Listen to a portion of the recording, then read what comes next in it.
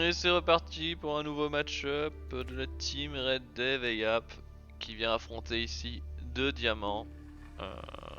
On est donc face à une asymétrie de skill, j'imagine. Autant dans la partie précédente ils étaient face à deux joueurs probablement moins forts.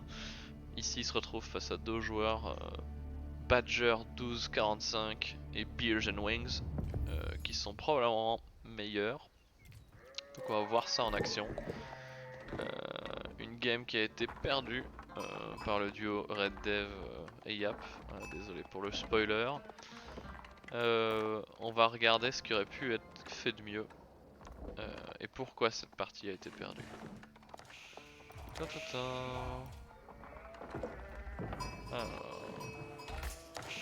va bien. Exploration.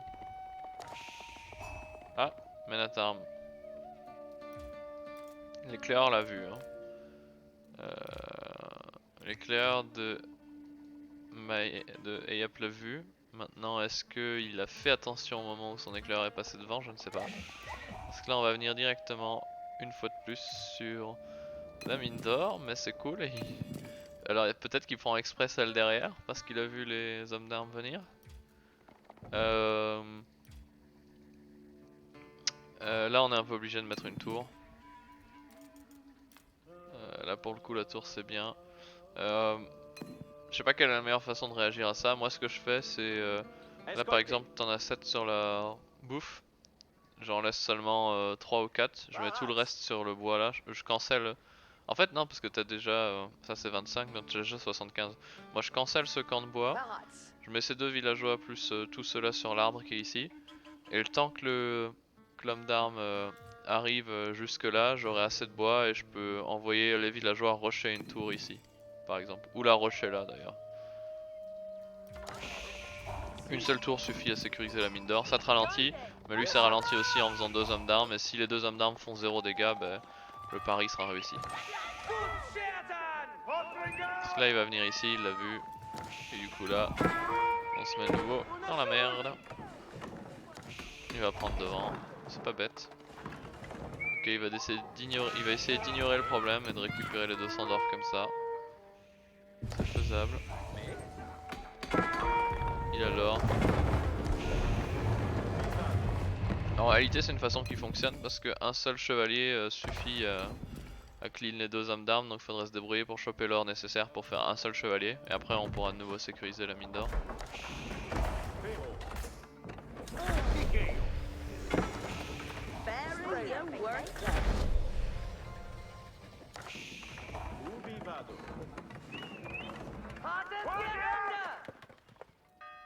Après voilà, on peut envoyer les longbows taper l'homme d'armes là-bas. En face on est face à un abbasside, ça va prendre la pierre faire des TC avec la cave légère.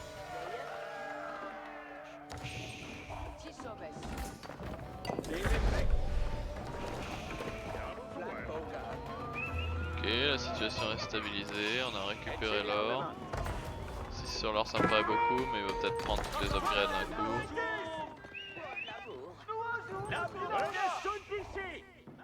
Hop, on a un petit groupe de piquiers archers. C'est pas mal.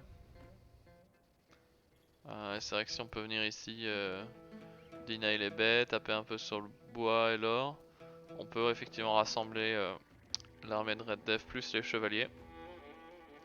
Parce qu'on a un Beers and Wings qui vient tout juste de passer à l'âge et qui est en train de setup ses fermes, donc il va pas pouvoir produire énormément. Donc là il y a une fenêtre d'opportunité pour faire mal à l'adversaire. Ouais. Alors aller chez l'anglais c'est pas la bonne idée hein, parce qu'il y a les doubles flèches et tout.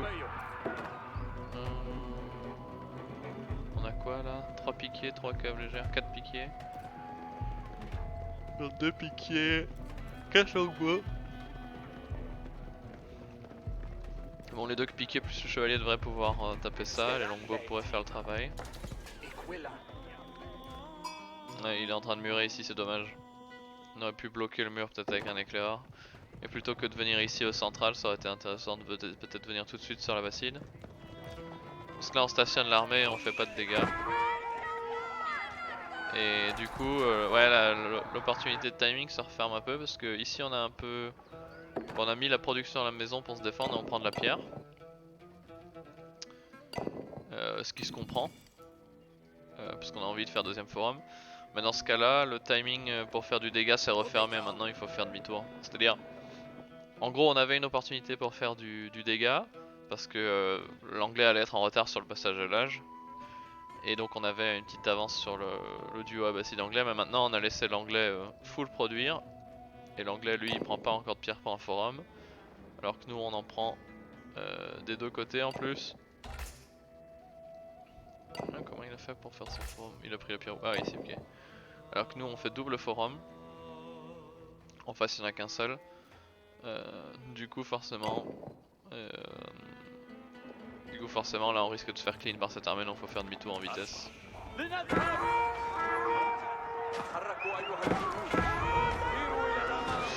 on se fait clean. Là faut surtout pas perdre les chevaliers, c'est dommage. Voilà, on peut pas se fight contre cette armée. Et perdre 3-4 unités comme ça en early, bon là on a 9 minutes, ça fait toujours mal. Derrière c'est les problèmes qui commencent. Donc là il faut full produire. Est-ce qu'on a déjà placé le deuxième TC? On est en train de le placer sur l'or, ok. Ouais, c'est un bon spot de TC, il protège l'or et on pourra mettre des fermes là derrière. Protège la zone ici. Ça, le problème c'est est-ce que ce TC va passer? Aïe aïe aïe. Il va jamais passer ce TC. Quoique, on passe sur le réseau de château. Les piquets qui vont un peu trop loin. Hein. Les piquets c'est important de toujours les garder près de ses archers. Donc ici en l'occurrence on a voulu être ici pour se battre sur le réseau de château et le feu du TC. Pas trop s'avancer avec les archers. Ok c'est bon, le TC passe. Ah, c'est cool. Est-ce que l'anglais fait aussi TC? Non. L'anglais full all-in. Et en face par contre on est sur 3 TC. Enfin on a la pierre pour faire un troisième, donc j'imagine qu'il y a un troisième qui va venir. Ok, on fait du bon taf sur les piquets adverses. Ça c'est bien parce que si on garde la masse de piquets basse, les chevaliers vont détruire les archers et les cavaliers adverses. Et pour l'instant on ne fait... Ouais ok, on rajoute des piquets pour l'Abbasside et il a raison de le faire. Bon, on va venir emmurer ici les joueurs adverses.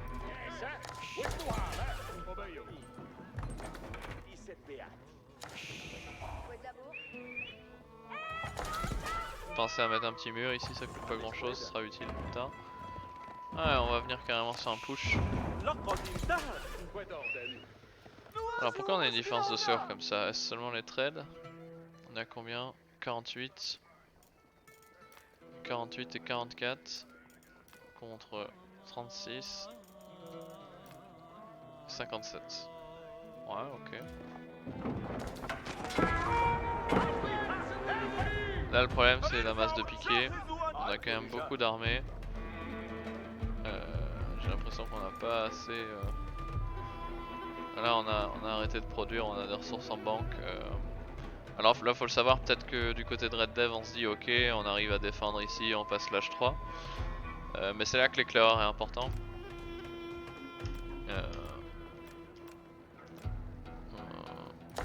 C'est-à-dire faut... Aucun des deux joueurs n'a un éclaireur, ouais. On n'a plus d'éclaireur des deux côtés j'ai l'impression. Mais en gros ce qu'il faut c'est garder à l'œil l'armée adverse. Et si on voit qu'il y a des béliers qui arrivent, tout ça, comme c'est le cas là, et là on l'a déjà vu plusieurs fois, il faut vraiment, ici du côté de Red Dev, il faut jamais s'arrêter de produire. Là ces ressources, si on les garde on est mort parce qu'on n'aura pas le temps de passer à l'âge, le push va venir trop vite. Donc là il faut spammer, probablement rajouter des archeries. Et du côté de Maël faut aussi spammer. Ouais, on a aussi un petit miss macro, un peu trop de bouffe, un peu trop de bois, pas assez d'or. Bon là il en a beaucoup sur l'or donc ça devrait rapidement venir. On n'a pas encore le plus 1 de défense des flèches, ça c'est un problème. Ce qu'on peut faire aussi du côté de Red Dev pour défendre ça c'est... on a quand même beaucoup de bois donc spammer des tours ici. On a 54 de pierre en plus donc c'est parfait, on peut mettre une tour avec archère là derrière le forum. pour couvrir une zone comme ça un peu et se battre sous le château. A noter que les contre-raids sont toujours intéressants. Donc sur cette masse de chevaliers, peut-être en prendre juste un seul suffit, le détacher, venir faire le tour, essayer de venir ici, taper un peu là sur la chasse, taper un peu sur l'or. Alors on mettra des piquets à la maison pour défendre, mais après on peut revenir sur le bois, ça... C'est toujours intéressant, surtout que si on arrive à cacher un chevalier là, et dès que les adversaires on les voit engagés, on envoie son chevalier. Sur la mine d'or, souvent les gens s'en rendent pas compte parce qu'ils sont concentrés sur l'action ici. Il y a déjà un ping, une notification d'attaque qui est ici, et en fait en même temps on avait un chevalier qui venait faire un carnage. Donc là je pense que cette game va être probablement perdue sur ce push. Et la raison à ça c'est juste qu'on n'a pas bien identifié qu'il y avait un push, ou alors on l'a ignoré. Si on identifie qu'on voit ok ils font des béliers et tout, là faut vraiment spam non-stop pour Mael et spam non-stop pour Red Devil. Ce qui a malheureusement pas l'air d'être le cas actuellement. D'ailleurs du côté de Red Dev on n'a même pas de forge alors qu'on peut largement se la payer, qu'on a l'or pour se prendre les upgrades. Pas de forge, ça signifie des archers qui sont pas upgradés alors qu'en face on a du plus 1. Là il nous faut vraiment le plus 1 d'attaque et le plus 1 de défense. Et du côté de Mael, l'upgrade va peut-être venir trop tard parce qu'on veut aussi celle-là. On veut les deux en fait. Et là le push va arriver très vite en fait. Voilà, là on produit. Donc on s'en est rendu compte qu'on allait avoir besoin de produire.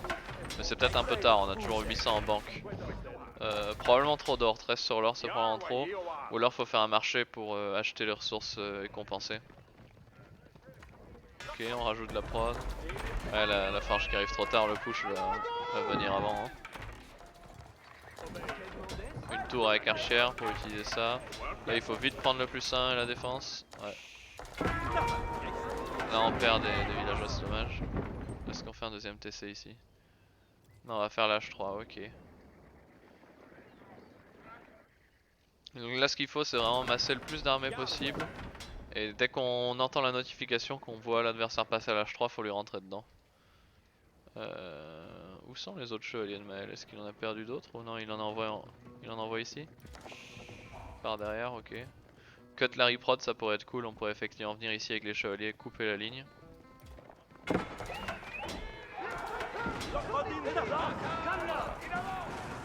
Oula, ah ok ça vient sûr.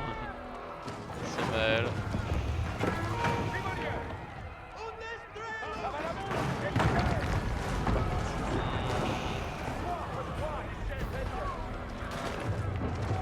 Bah...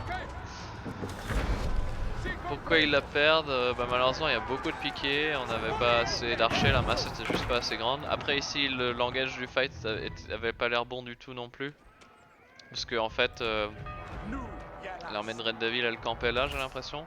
Et quand les béliers sont commencé à se déplacer il aurait fallu venir tout de suite. Parce que le temps que l'armée de Red Devil rentre dans l'engage, on avait déjà perdu limite 2 bâtiments de production pour Mael. Et une fois qu'on perd tout ça on peut plus rien produire. Donc c'est GG là-dessus.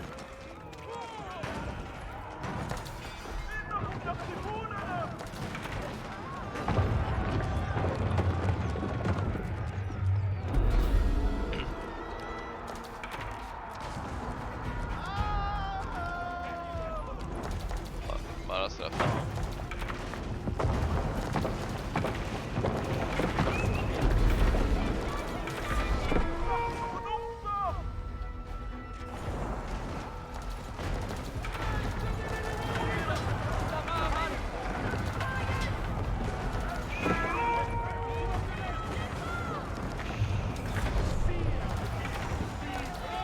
C'est désespérant de refaire les casernes derrière. On tiendra pas malheureusement celle-là. Ah, on a vu qu'ici qu'on prenait les ressources.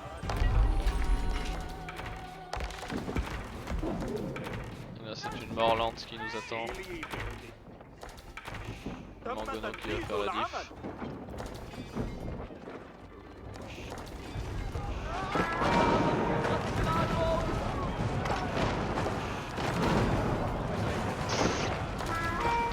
Compliqué.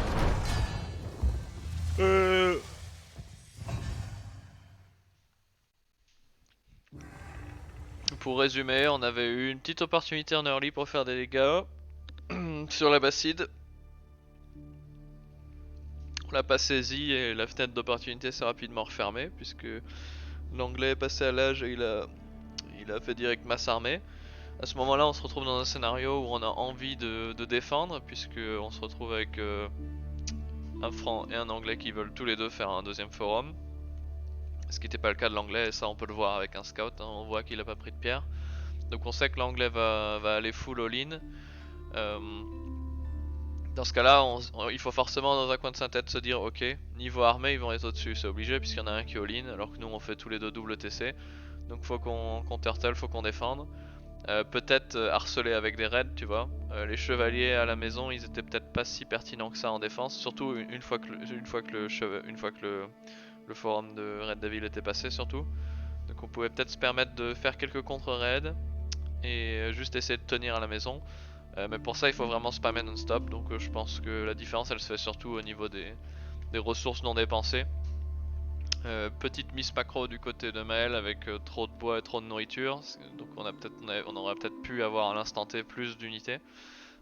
Et du côté de Red Devil, c'est on ne dépense pas ses ressources. Alors j'imagine qu'ils voulaient accumuler les ressources pour passer à l'âge 3, mais c'est là qu'il fallait identifier vraiment le danger, quoi. C'est-à-dire on est face à un joueur anglais qui all-in en face. En plus de ça, nous on est sur 2 TC, donc on peut vraiment pas se permettre de faire 2 TC et de pas faire d'armée et de rusher l'âge 3, il faut spammer non-stop. Les upgrades d'armurerie qui sont probablement venus trop tard aussi, on a fait quelques mauvais trades en early et puis la game se joue là-dessus. Voilà.